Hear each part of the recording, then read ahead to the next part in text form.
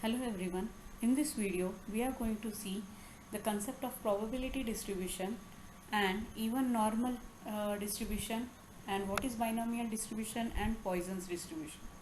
So let's move and look into its details.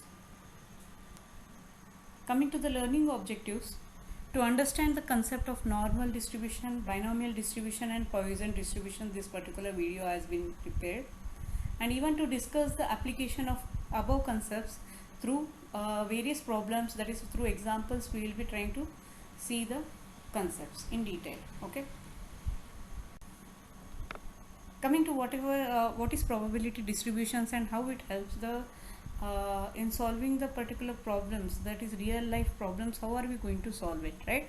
So there are two functions that are used in probability distributions, that is density function, which is we usually try to represent with a formula, and cumulative distribution function is also there, right?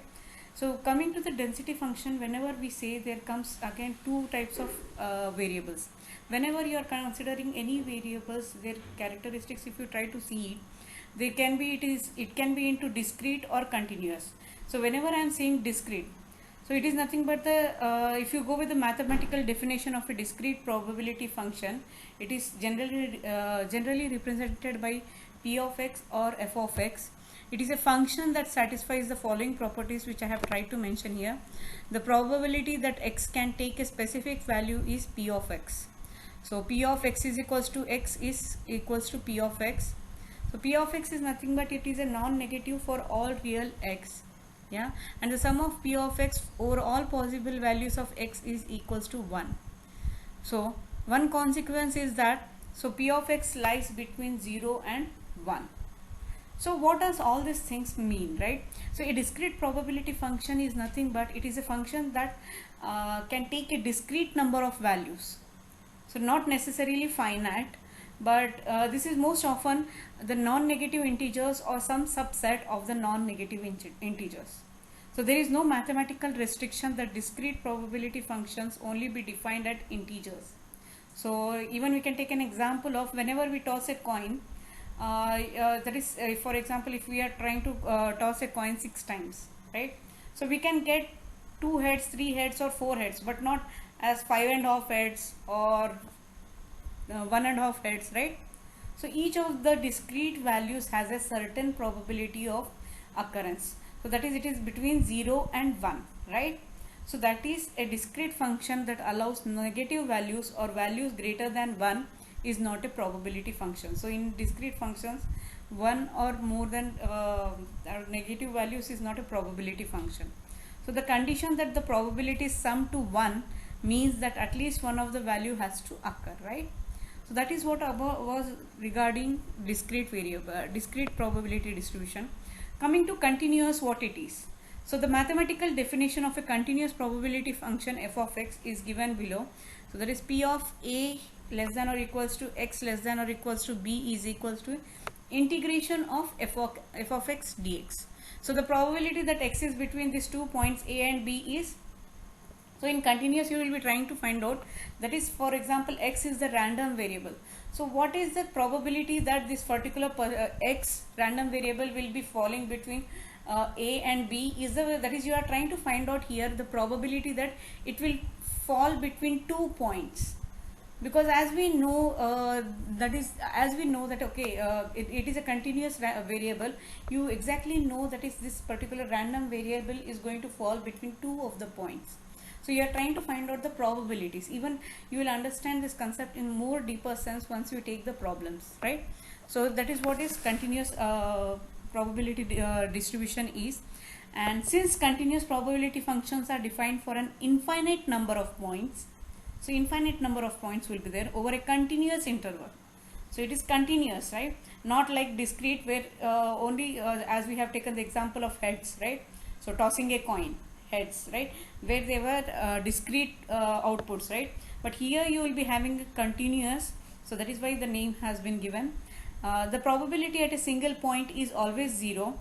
So probabilities are measured over intervals, not single points. So under this you are not going to measure the probabilities on single points, but you are going to measure the probabilities over intervals. So that is the area under the curve between two distinct points defines the probability for that interval. So this means that the height of the probability function can in fact be greater than 1, and you usually try to find out the area under which this particular probability under which this particular random variable, as we have discussed, a and b, will be falling, and based on that you will be making the judgments, that is how much is the probability, right? So even you will try, we will give you examples. I'll try to give you examples in the further video, where you will get in clarity of this. So the property that the integral must equal 1 is equivalent to the property for discrete distributions, that the sum of all the probabilities must be equal to 1. So it's the same thing, that is they are going to be sum of all the probabilities must be equal to 1 in discrete, and in continuous, if you see the property that the integral must equal 1 is that the integral area should be equals to 1, all the area whenever you are trying to integrate it. So generally a probability distribution depicts the expected outcome of possible values for a given data generating process. So probability distributions come in many shapes with different characteristics as defined by mean, that is you are trying to find out exactly mean, that is where exactly the values whatever we are trying to, that is we are considering random values, right? So where exactly they try to fall, mean you will be trying to find out. Standard deviation, that is deviations, how much it can vary, right? How much deviation you are going to consider. Skewness is, that is your particular graph is moving to the, is getting skewed, that is moving to the left side or right side. So skewness, then based on the skewness you have kurtosis also. So kurtosis is also a part of extension of skewness, and it's a different concept, and which will be also be considered under all these distributions theories which are going to see it, right? And even the major applications of all these distributions is into the, that is made by the investors, where they use this probability distributions to anticipate return on asset such as stocks over time and to hedge their risk. And even in various while doing the research in labs and everywhere, they are going they are using this Poisson's distribution and binomial distribution, which are very important applications there. Coming to the first concept of our today's of this video, that is normal distribution. Normal distribution, it is also known as the Gaussian distribution. So it is a probability distribution that is symmetric about the mean. So whenever there is a mean, it is symmetric about the mean, that is the both of the sides of the mean are symmetric. So if it is on the left side, the same downfall is there in the even, that is why it is called as symmetric about the mean, showing that data near the mean are more frequent in occurrence than data far from the mean. So it shows data is occurs near the mean, right? So in graph form, if you represent it, it will be in a bell curve, as you can see in the particular example whatever I have given you. The bell shaped curve is there, and if you see 1.5 meters here, a particular example what I would try to quote is like height of 14-year-olds heights of 14-year-old girls, that is normal mean is 1.512, as you can see 1.5 is the is between, and that's why there is an bell shaped curve you can see here, right? And coming to the if you can see deviation is 0.0741. so the deviation from the mean can be 0.0741, and they have tried to take some into consideration some of the girls who are like 14 years old, and their heights were tried to measure, and it was in average that is 1.512 meters, and it was seen that the deviation from that particular mean was 0.0741. so that's what the normal distribution tries to say. And if you say normal distribution goes with a continuous probability distribution, and even it can be seen that a normal distribution is the proper term for a probability bell curve. In a normal distribution, the mean is 0 and the standard deviation is 1, and it has 0 skew and a kurtosis of 3. And even if you see, the normal distributions are symmetrical, but not all symmetrical distributions are normal. So in reality, as you can see, even in the graph whatever is given, mean is 1.5, right? On the left side also you can see the same curve is there, and the right side also the same curve is there. So this is actually symmetrical distribution, what we try to say here is. And for a normal distribution, 68% of the observations are within plus or minus 1 standard deviation. So standard deviation here we have, as we have taken 0.0741. So plus or minus 1 of this standard deviation is accounts for 68% of the observations are within the range. And if you go for the 95%, then it is, that is 2 standard deviations are considered. And when you go for the 99.7%, then it goes for the 3 standard deviations. And let me tell you one more point, like 6 sigma concept have been evolved from here only. So as you can see, that is 6 sigma is nothing but 3 sigmas on both the curves, 6 sigma. So that is what is the main concept of 6 sigma, that is 0 defects, and that is what is like 99.97% of accuracy they try to maintain. And even normal probability density function formula is given here. F of x is equals to 1 by sigma. Sigma is nothing but the standard deviation here, root 2 into pi, and e power minus of x minus mu. Mu is nothing but the mean here, and x is the random variable. So x minus mu whole square divided by 2 sigma square. So let's understand the concept of normal distribution with an example.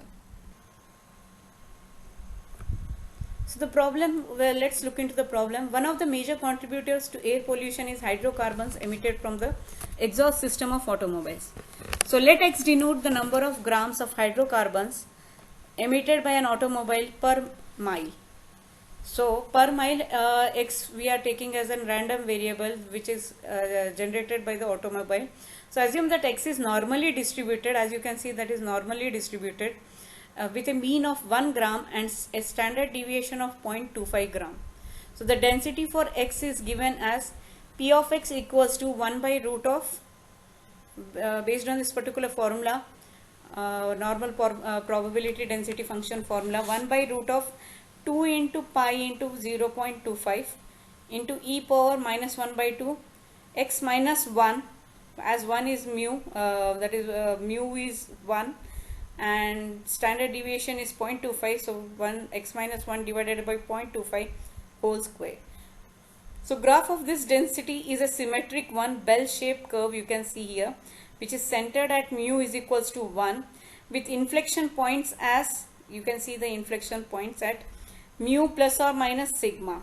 So mu plus or minus sigma, as we have discussed in the earlier one also. So here the sigma is nothing but the standard deviation. So mu is nothing but 1. So we got 1 plus or minus 0.25. So it can be approximated that the probability that a randomly selected automobile will emit between 0 and 1.2 grams. So once we have find out that okay, there can be a deviation of plus or minus 0.25, we can take into consideration, that is let's find out the probability that a randomly selected automobile will emit between 0 to 1.2 grams of hydrocarbons. Then how are you going to find out? By finding out the area under the graph of f between these 2 points. So whenever we are trying to find out the area between 0 and 1.2, we'll get the probability. So the formula for that is nothing but P of 0 less than or equals to x less than or equals to 1.2 is nothing but equals to 1 by root of 2 pi into integration of 0 to 1 by 2, as we want to find out the area between 0 to 1 by 1.2. So that is why integration lower limit is 0 and upper limit is 1.2, and into e power minus mu whole square divided by 2 into d mu. So here after putting the values and everything, we get the probability answer as 0.3849. So 0.3849 is nothing but that is the probability which is saying that whatever randomly we have selected the automobiles will emit between 0 and 1.2 grams of hydrocarbons. There is a probability of 0.3849 which is less than 0.5. So it means that it need to be improved. That is, they need to find out that how we can reduce this emission of hydrocarbons which create negativity in the surroundings, right? So that for that purpose, this normal probability distributions can be applied. and usually it is in normal probability distribution function, as we have discussed.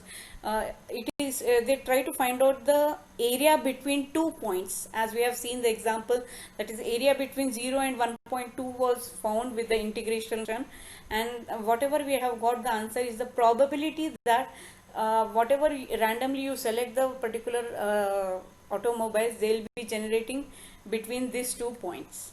So this was regarding normal probability distribution.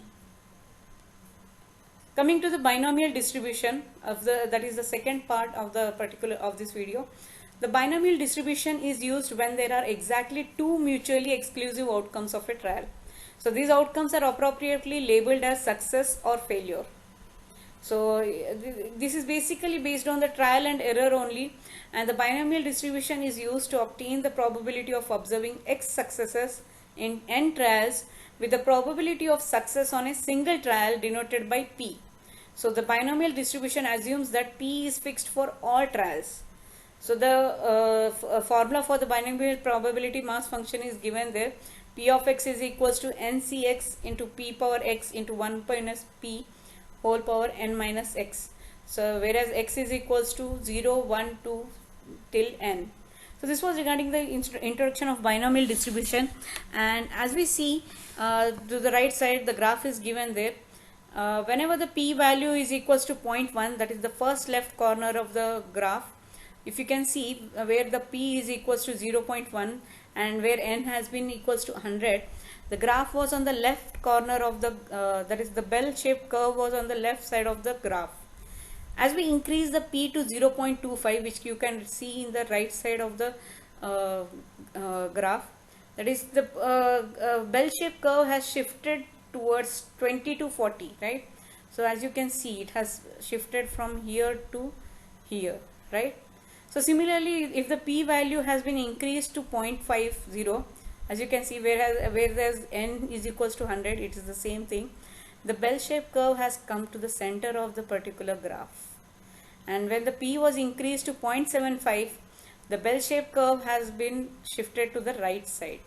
So this depicts that as you increase the value of p, the bell shaped curve shifts towards the right side.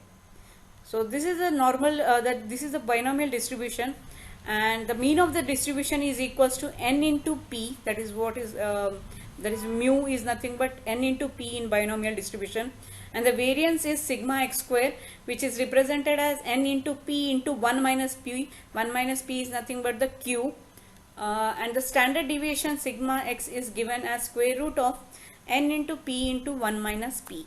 So it is applicable for discrete probability functions. We need to keep this in mind, that is normal distribution is usually applicable for continuous probability functions, whereas normal distribution is applied for discrete probability functions. Let's understand this concept of binomial distribution in detail with an example. So here is one small problem, that is find the probability that in 5 tosses of a fair die, a 3 will appear at most once. So we are trying to find out here, that is a fair die is rolled, so tossed, and that is in 5 tosses of a fair die, a 3 will appear at most once. So 3 should appear at most once, right? So here let's assume that the random variable x be there, and the number of times a 3 appears in 5 doses of a fair die. So we have to find out, we have to first find out the probability of 3 in a single toss. So 3, how many times in a single toss you will get a 3. What are the chances? Is 1 out of 6, right? So it is 1 by 6. And probability of no 3 in a single toss is nothing but q, which is represented by q. It is nothing but 1 minus p, which is equals to 5 by 6. So coming to our problem, that is p of 3 occurs at most once is equals to p of x less than or equals to once, right? So it occurs at most once, right? So which is nothing but equals to p of x is equals to 0 plus p of x is equals to 1, which is given by the binomial distribution formula here, as you can see, is equals to 5c0 into 1 by 6 whole power 0, because 0 is taken here, right? X is equals to 0, and then 5 by 6 whole power 5 right, plus 5c1 into 1 by 6 whole power 1 into 5 by 6 whole power 4, which is nothing but when you calculate it, find out the answer, the 3125 divided by 3888. So that is the probability that 3 occurs at most once is nothing but 3125 divided by 3888. So this was regarding a problem where we have tried to find out the probability that in 5 tosses of a fair die, a 3 will appear at most once. So let's take one more example and understand this concept in. Here comes another problem where we can see the real application of binomial distribution into production or manufacturing. So the problem is if 20% of the bolts produced by a machine, that is a machine produces a bolt, so it is said that if 20% of the bolts produced by a machine are defective, so a machine is producing a bolts but 20% are defective. So determine the probability that out of 4 bolts chosen at random. So 4 bolts we are choosing at random. Then we are going to find out of them, first one is 1 will be defective, second one is 0 will be defective, and third one is less than 2 bolts will be defective. So we have to find take these 3 cases and we have to find out that how we are going to apply binomial distribution to this, and we find out that probabilities of getting 1 defective, 0 defective and less than 2 defectives, right? So let's go move on to the solution. As you can see, the probability of defective bolt is P is equals to 0.2. Then what happens is, like, now as we have seen, that is 20% bolts produced by a machine are defective, right? So that is why the probability of defective bolt becomes 0.2, and non-defective bolt is nothing represented by Q, which is nothing but 1 minus P, so it is given as 0.8, right? So let the random variable X be the number of defective bolts. Then as you can see, what was our first question? That is determining the probability that out of 4 bolts chosen at random, 1 bolt will be defective, right? So P of X is equals to 1 is equals to 4C1 into 0.2 whole power 1 into 0.8 whole power 3 according to binomial distribution formula, right? That is nothing but NCX into P power X into Q power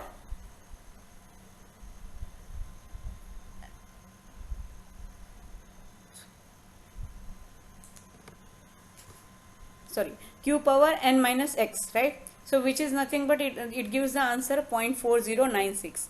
Similarly, if you try to look into P of X is equals to 0, that is the second case if we can take, where we are going to find out the probability that out of 4 bolts chosen at random, 0 bolts will be defective. So 4 pieces you have chosen, right? 4 bolts you have taken randomly, and you have to find out that out of this particular 4, 0 defective will be received. So the formula, with respect to the formula given in the binomial distribution, 4C0 into 0.2 whole power 0 into 0.8 whole power 4, which is given as 0.4096. So the probability of 0 defects will be 0.4096. Similarly, moving to the third case, where we are going to find out the probability that out of 4 bolts chosen at random, less than 2 bolts will be defective, right? So here comes is that P of X is less than 2 and P of X is equals to 0 plus P of X is equals to 1. As we are saying less than 2, right? Not equals to 2, less than or equals to 2. So less than 2 is nothing but the probability of X equals to being 0 and probability of X is becoming 1, right? This is nothing but which we have found it earlier, right? So P of X is equals to 0 plus P of X equals to 1 is nothing but 0.4096 plus 0.4096, which gives 0.8192. So that is less than 2 bolts will be defective probability is nothing but 0.8192, that is there is a large chance. So this tries to give an idea to the management that how they are proceed further with the decisions and how they are going to see that the defectives can be reduced, and this binomial distribution helps a lot, and it has a wider application in management and in science too. Coming to our third concept, that is Poisson's distribution. That is, the Poisson distribution is used to model the number of events occurring within a given time interval. So number of events occurring within a given time interval. So the formula for the Poisson probability mass function is given as P of x equals to e power minus lambda into lambda power x divided by x factorial for x equals to 0, 1, 2 and so on. So lambda is the shape parameter which indicates the average number of events in the given time interval. That is, they are the average number of events in the given time interval. So given the time interval, they are going to find out the average number of events. So a Poisson experiment is a statistical experiment that has the following properties. The experiment results in outcomes that can be classified as successes or failures. The average number of successes, that is mu, that occurs in a specified region is known. So they are making that particular assumption that in a specified region it is the average number of successes is known. The probability that a success will occur is proportional to the size of the region, and even the probability that a success will occur in an extremely small region is virtually zero. So note that the specified region could take many forms. For instance, it could be a length, area, volume, period of time. So if the specified region can be anything, that is, you can indicate with the help of S there, S per Sx also. And Poisson's probability distribution, if you take, even it is applied for the discrete probability functions, and as binomial distribution is applied, and Poisson distribution takes into consideration binomial distribution, and even it tries to solve more of the problems. So let's take an example and understand the concept of Poisson's distribution in detail. So here comes the problem. 10% of the tools produced in a certain manufacturing process turn out to be defective. So here also they have given that 10% of the tools produced in a manufacturing process are defective, right? So find the probability that in a sample of 10 tools chosen at random, exactly 2 will be defective. So by using, first one is the binomial distribution and second one is the Poisson approximation to the binomial distribution. So let's find out with the help of the two distribution methods the probability that in a sample of 10 tools chosen at random, exactly 2 will be defective, right? As it has been given, that is the probability of a defective tool is 10%. So that is why our P becomes 0.1, and let X denote the number of defective tools out of 10 chosen, right? So then according to the binomial distribution, if you can take P of X is equals to 2, right? So which is nothing but with the help of the formula of the binomial distribution, we can get it 10C2 into 0.1 whole square into 0.9 whole power 8. So which is nothing but 0.1937. The probability is that out of 10 samples chosen at random, exactly 2 will be defective is 0.19 probability, right? Similarly, with the help of the binomial distribution, we have solved this, right? When we take into consideration the Poisson's distribution, we have lambda is equals to NP. So NP is nothing but N here is 10, right? We have taken the sample as N as 10, and the probability of a defective tool is given as 0.1, right? So 10 into 0.1 is 1. Then according to the Poisson's distribution, P of X is equals to 2 is equals to 1 square into e power minus 1 divided by 2 factorial. So which is nothing but 0.1839. As you can see, under binomial distribution and Poisson distribution, you can see that there is a minute change, right? So that is what is the difference, and you try to depict the answers, right, based on this. So in general, the approximation is good if P is less than or equals to 0.1, right? And lambda is equals to NP is less than equals to 5. So that is what is there, that is the approximation is good if P is less than or equals to 0.1, and even the lambda is given as NP, that is nothing but the which is 1 and which is less than or equals to 5. So this was regarding a particular binomial distribution example. Let's take one more example and try to. If the probability that an individual will suffer a bad reaction from injection of a given serum is 0.001. So here the probability is given that a particular serum has been injected and the probability that it suffer a bad reaction is 0.001. So determine the probability that out of 2000 individuals, first one, exactly 3 will suffer a bad reaction, and second one is more than 2 will suffer a bad reaction. So here, based on the particular serum, how the reaction will be on individuals, we are trying to find out, right? So let's look into the solution now, and we have to find out the probability that if we chose 2000 samples randomly, what exactly the reaction will be, right? So solution will be, let X denote the number of individuals suffering a bad reaction, right? So X is Bernoulli's distributed, but since bad reactions are assumed to be rare events, through Poisson's distribution we can say that is lambda is equals to NP, that is equals to 2000 into 0.01, that is 2000 is nothing but N, our number of samples, and P is the probability that we have got an individual will suffer a bad reaction from the injection. So 0.001. So putting that into the lambda, into the lambda's formula, we have got lambda equals to 2. So if we take the first case where we are trying to see, that is exactly 3 will suffer a bad reaction, right? So P of X equals to 3 is equals to, based on the Poisson distribution formula, we can put the numbers 2 power 3 into e power minus 2 divided by 3 factorial, which gives 0.18. So you can see that is the probability is 0.18, right? So there is a 0.18 chance of getting exactly 3 individuals will suffer a bad reaction from the injection. And in the second condition, if you can see, more than 2 we want, right? So P of X is equals, X is greater than 2. So the formula for that is X greater than 2 is nothing but 1 minus P of X equals to 0 plus P of X equals to 1 plus P of X equals to 2. So here we are taking into consideration X is equals to 0, 1 and 2.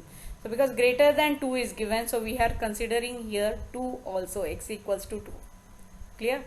So 1 minus, again putting into the formula, that is P of X equals to 0, what the formula is 2 power 0 into e power minus 2 divided by 0 factorial plus 2 power 1 into e power minus 2 divided by 1 factorial plus P of X equals to 2 is nothing but 2 power 2 plus into e power minus 2 divided by 2 factorial. So which is nothing but 1 minus 5 into e power minus 2, which equals to 0.323. So the probability that individual selected, right, more than 2 individuals will suffer a bad reaction is 0.323.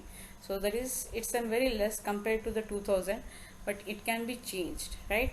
So this tries to give information to the management or to the researchers that what exactly need to be considered, and based on that they try to take the decisions whether we should go ahead with that particular serum or not. So similarly it is applied in the manufacturing industries, and even in the investors also use this particular theorems to implement and to analyze whether we should invest in those particular shares or not. So they try to analyze the situations and they implement it, and based on this it is a best decision making tool which many of the people try to implement. Coming to the last part of this particular video is the differences which I have tried to jot it down. There is between normal, binomial and Poisson. If you can see, the density formulas are represented, and even the conditions whatever are there relatively I have tried to mention here. As you can see, that is normal is there, formula f of x is given, right, and x is greater than or equals to 0, and mean is represented by mu, and variance is represented by sigma. And under binomial, if you can see, p of x is equals to given by the formula, and x, whereas x is equals to 0, 1, 2, 3, so on up to n. 0 is p is less than p lies between 0 and 1, and n is a positive integer. And under binomial distribution, mean is np and variance is np into 1 minus p. Whereas Poisson's distribution, if you can take, this is the formula which we have already seen by implementing in the particular problems also, and x is equals to 0, 1, 2 and so on, where k is equals k is that is x is greater than 0, right? And if you see here, lambda is the mean and the variance is also lambda. So as you can see, these are the differences between the three probability distributions which we have discussed in this particular video. Thank you.